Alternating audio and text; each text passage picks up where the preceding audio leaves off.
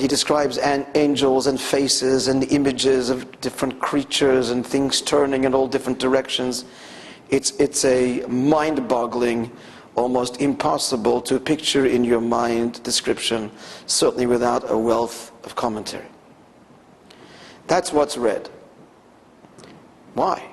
So the simple explanation is, because when the Torah was given, the heavens opened up and the people saw these angels and these angelic forces. Well, that's true, but still, what happened when the Torah was given, surely, is far more than the heavens opening up. It's God revealed and speaking and giving the commandments. Why not, therefore, choose a Haftorah where the prophet speaks of God's revelation at Sinai? He makes no reference to that. It isn't about that. It's about the ongoing reality of the heavenly forces that he saw. It would seem the far more appropriate choice would be a passage that deals with the event at hand, the giving of the Torah. The question goes really deeper because Ezekiel doesn't speak about God, per se. He talks about this heavenly chariot. But on Shavuos, God himself revealed himself to us. That should be the emphasis, not the angelic energies and forms and what have you. We could make the question even stronger because I'm trying to kind of suggest that the description of Ezekiel is a distraction from God himself, who should be the focus on Shavuot of all days. And the fact is, on Shavuot they did see this vision, and it proved to be a distraction for some.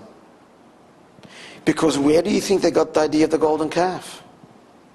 Because one of the images that they saw in the heavens was this ox.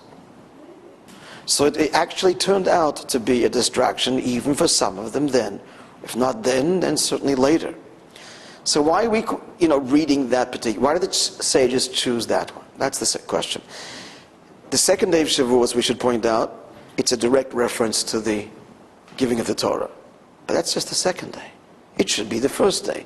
And let's remember, in Israel there is no second day. They only read the one about Ezekiel. There is no second reading.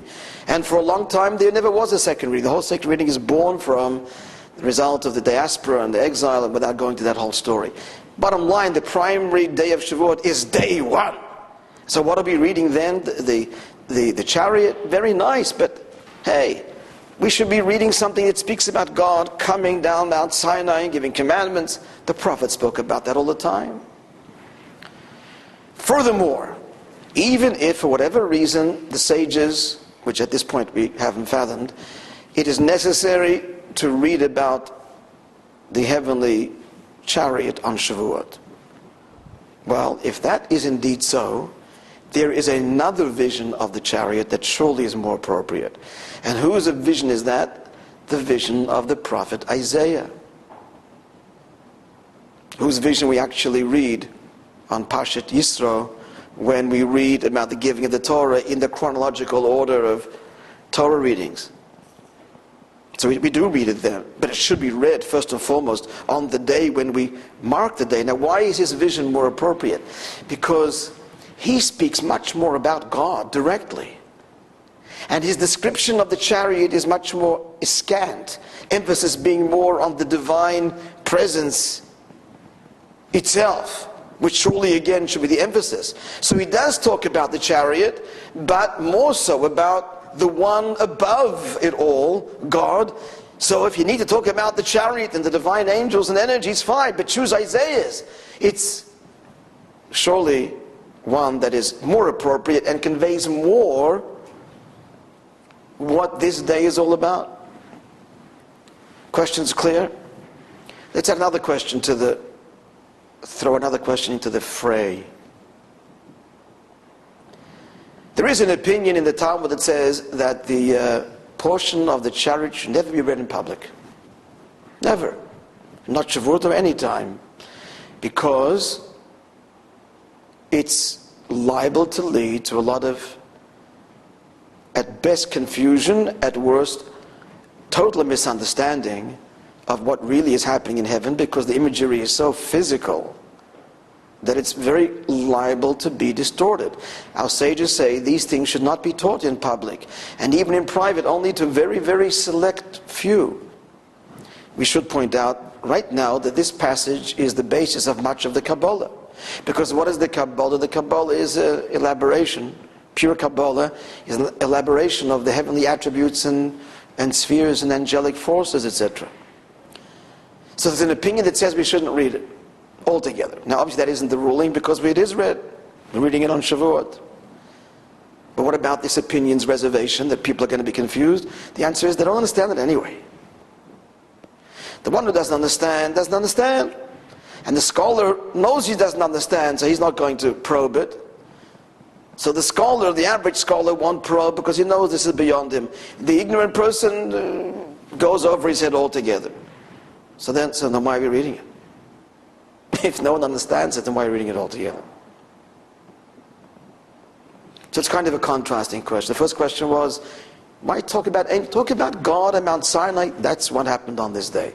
And the question now is, this elaborate description of the heavenly forces, the details of it, very few understand, so what's the point of even reading it? Alright, so the question is pretty, very puzzling, isn't it? The answer, my friends, is this. We spoke about Isaiah's vision. And I said, surely that's the more appropriate choice, because less attention on the chariot, more attention on God, which is what happens on Shavuot. God himself is revealed. True, his entire entourage came with him, but that's not the focus. It's kind of our question. So, to begin to understand this, we need to explore a little deeper the difference between Isaiah and Ezekiel. Why is Ezekiel so elaborate and Isaiah so sparing in his description of the divine chariot, and his focus much more on the transcendent, infinite God? Why that difference? Our sages say that, well, Isaiah, Yeshayahu, and Ezekiel, Isaiah was of a higher spiritual order.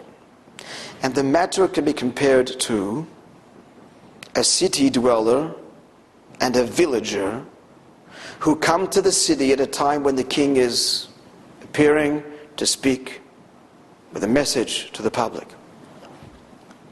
So the city dweller who is accustomed to the palace and the king, in his description of that event, he would talk about the king and the king's message. The elaborate entourage that accompanies him, he'd make note of it, but it certainly wouldn't occupy his attention. But the villager would be completely awed by this incredible, impressive revelation.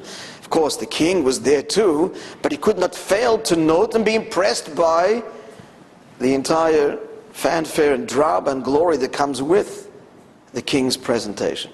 Hence, Ezekiel's, who is like the villager who sees the king, his description is more elaborate.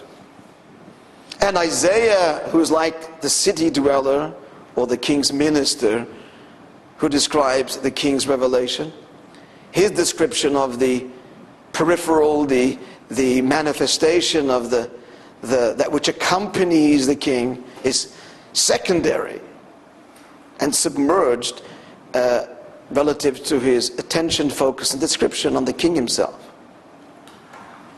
Which makes our question at this point even stronger. So again, why are we opting for Ezekiel's description and not opt for the higher level, the higher description, the one that focuses on God more, which is the description, in fact, of Isaiah?